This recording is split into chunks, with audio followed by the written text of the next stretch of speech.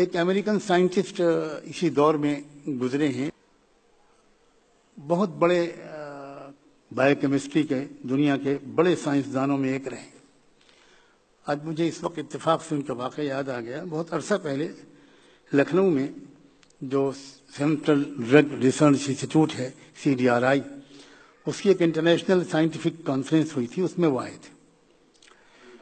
وہاں انہوں نے آپ جیسے مسلم ریسرچ اسکالرس جو اس ریسرچ انسٹیٹیوٹ میں تھے، ان سے انہوں نے کہا کہ میں اسلام کے بارے میں کچھ جانکاری حاصل کرنا چاہتا ہوں، آپ مجھے ان لوگوں سے انہوں نے کہا کہ کسی مسلم اسکالر سے ملوائیں۔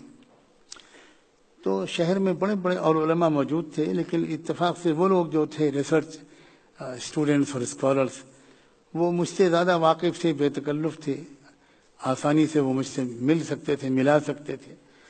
تو انہوں نے تذکرہ کیا مجھ سے کہ پروفیسر ملنا چاہتے ہیں۔ میں نے کہا بہت خوشی کی بات ہے۔ وقت مقرر ہوا اور وہ آ گئے۔ لیکن جب وہ آئے، میں تو ذہنی طور پر یہ سوچ کر ان کا استقبال کر رہا تھا، ایک سائنٹسٹ سے میری ملاقات ہوگی، تو میں سائنس کے راستے سے کچھ ان سے اسلام کے بارے میں کچھ باتیں شیئر کروں گا۔ لیکن جب وہ آئے تو وہ گیروے لباس میں تھے، سر مڑا ہوا تھا، اور سائیں بابا بنگلور والے، وہ تو دوسرے جہان میں منتقل ہو گئے، اس وقت وہ زندہ تھے، ان کا ایک کیا کہنا چاہیے، وہ تصویر لٹکائے ہوئے تھے۔ تو پھر میں نے ان سے جب تعارف حاصل کیا تو انہوں نے کہا کہ میں اصل میں 4 مہینے ویدانت کا فلسفہ وہاں پر رہ کر میں نے سیکھا ہے اور میں بہت متاثر ہوں، تو میں نے اس کو اڈاپٹ کر لیا ہے۔ لیکن میں ساتھ ساتھ دوسرے مذاہب کا مطالعہ کر رہا ہوں، تو اسلام کے بارے میں بھی کچھ جاننا چاہتا ہوں۔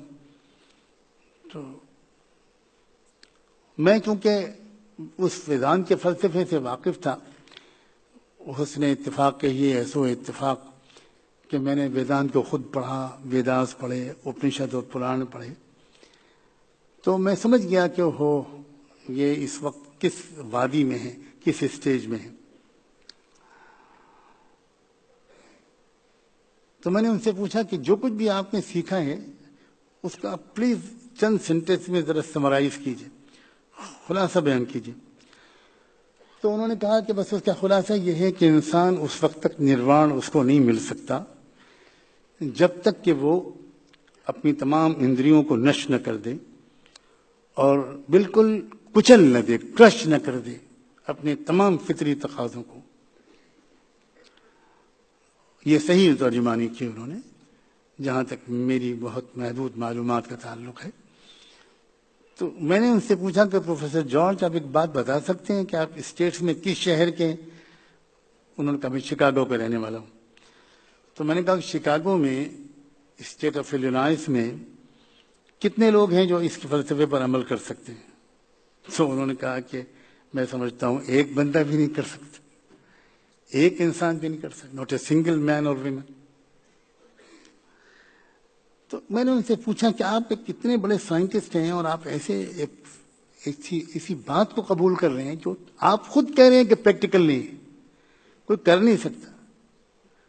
تو اس کا مطلب یہ ہوا کہ جب تک یہ کوئی کرے گا نہیں، جب تک اس کا نروان نہیں ہوگا، اور یہ کوئی کرے گا نہیں، لہذا کسی کا نروان نہیں۔ کوئی انسان کچھ اٹین ہی نہیں کرے گا، یہ تو آپ خود کہہ رہے ہیں۔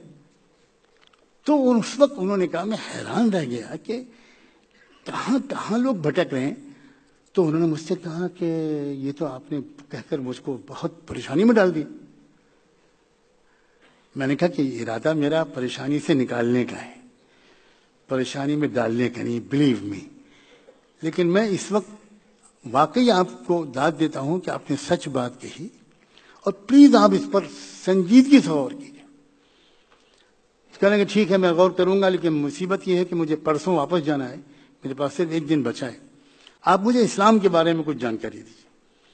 میں نے ان کے ہاتھ میں ایک ڈائری دیکھی، میں ان کا ڈائری کھولیا اور کالم، ایک اس میں 2 کالم بنائیے، اور اب اس ایک کالم میں آپ اپنے نیچرل ڈیزائرز جو ہیں، آپ کی جو بھی فطری خواہشات، تمنائیں، جذبات جو بھی آپ کے اندر ابھرتی ہیں، جو بھی عادات ہیں، صفات ہیں، کیریکٹر ہیں، وہ سب نوٹ کیجیے۔ ایک جو آپ کو یاد آتے جائیں.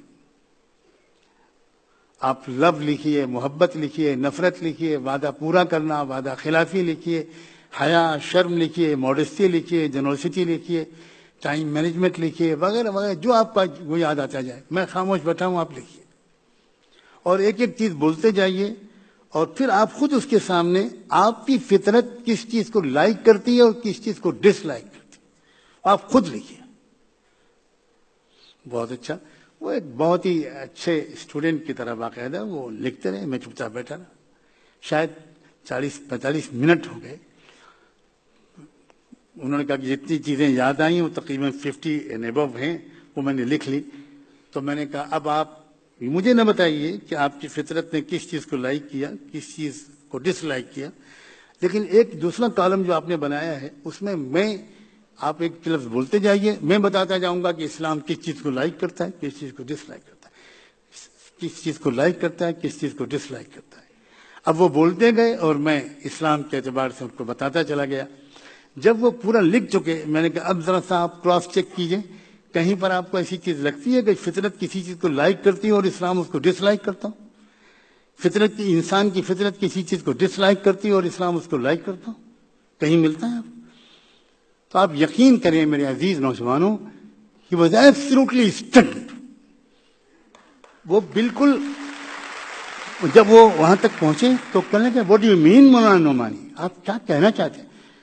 میں نے کہا میں صرف یہ کہنا چاہتا ہوں کہ اسلام از نتھنگ بٹ فطرت, نتھنگ. اندر کی ایک انسان کی آواز ہے, یہ تو اس مالک کا احسان ہے کہ اس نے ہم کو ہیڈ ایک سے بچا لیا, ہمارا ٹائم بچا لیا. ہمارے اندر کی آواز کو خود اس نے الفاظ دے دیے, اس نے باہر سے کوئی چیز ہم کو نہیں دی. فطرت اللہ التی فطر الناس علیہا ذالک الدین القیم. اللہ اکبر, یہ ہے اسلام کی طاقت, اور یہ ہے ادعو الی سبیل ربک بالحکمت. کیا مطلب ہے اس کا؟ کہ دعوت حکمت کے ساتھ ہونی چاہیے. اس وقت تو اللہ کا بندہ چلا گیا, لیکن بہت خوش ہوں گے آپ سب, آپ کے پیشانیوں سے ایمان کا نور جھلک رہا ہے.